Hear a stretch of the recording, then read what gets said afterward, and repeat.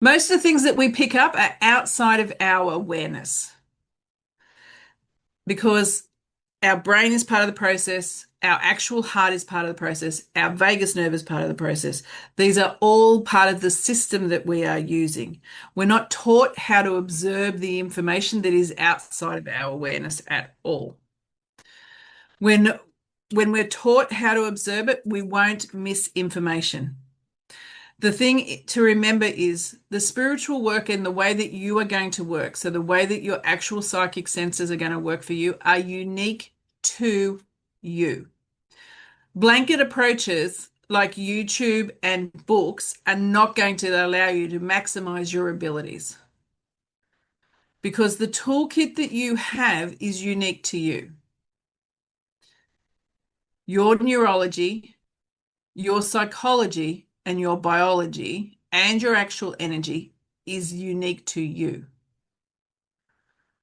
So you need to be able to be supported so you can learn how to be able to access the information that is in your subconscious to be able to translate the vibrations that you are going to process as see, hear, feel, know.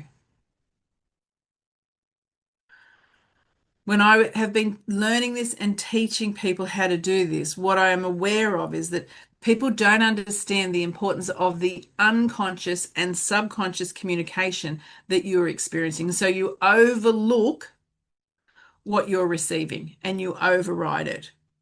And you're going to make it incorrect because you don't know how to identify it. There's lots of layers to this. The other part of it, because of the feeling space, is we need to have body awareness. So if you're someone that feels, and a heap of you have put that you feel pains or other people's emotions, you need to have body awareness so you can translate the information. If you don't know how your body feels and how to be able to identify when there is a shift in the energy there, you're going to miss things. You're not going to be able to identify it. We're constantly through our body picking up sensations, shifts and responses. It has its own intelligence. This is why the heart, the actual physical heart, is part of the intuitive process. So is your gut. Why do you think they call it gut instinct? It's because of the actual intelligence, the actual biology of those two spaces within your body and the way that they work with your brain. Information is going to be misinterpreted when we don't have awareness of how these work there. The thing that I've learned the neuroscience, I've learned the biology of how this works and how the body actually translates information. When you know how to do that, everything changes and you're not going to miss anything at all. As I said to you, it's never about ability. That's not your problem. The gap really is understanding what you're receiving. I demonstrated a reading. It was a very short reading, but it's understanding as that information came through for me, understanding what it meant after years and years of practice.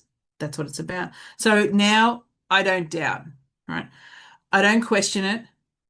I don't dismiss it. I trust it and I give it to how I'm receiving it there. I know that because I'm grounded, right, we went through that process at the start, so we were all grounded, that I'm protected, that I can trust my spiritual team and I can give the information. So I don't distort it. I don't change it. I deliver it exactly how I get it. When we are protected and we know how to strengthen our energy, we know how to strengthen our psychic senses, and we have a clear relationship with our guide and our spiritual team, confidence will just come naturally there. I know for myself, being able to rely on it now, and it didn't happen overnight. Like I would be exaggerating if I said that, right? But it's very easy for me to make decisions now, to trust what I'm getting, to know how to live in flow, to not spend all the time in my head trying to analyze things.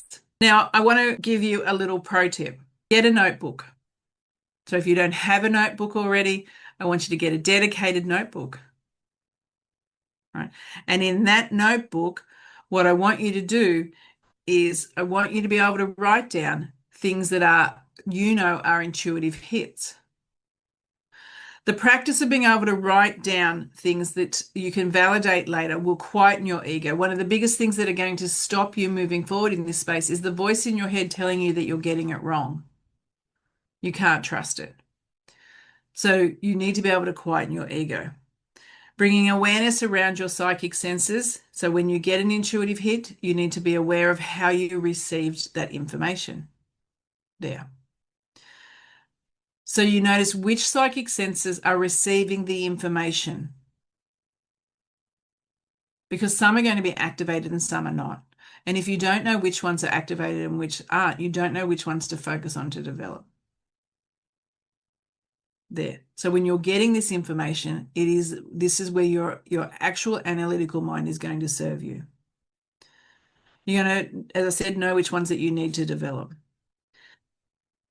This book is going to become your evidence that you can do this. So when your ego gets really loud and tells you that you can't do it, this book is what you're going to pull out and read all the times that you picked up something that you were able to verify. It is the best tool that you will have until you have a track record of doing connections and getting them right to be able to quieten your ego. Because you're going to have something that you actually write this down. Knowing how to track these in a specific way and the right way will build your trust and it will override your self-doubt. Practicing, I call it tracking your wins, is the fastest way to actually be able to dissolve your doubt and give you unshakable confidence.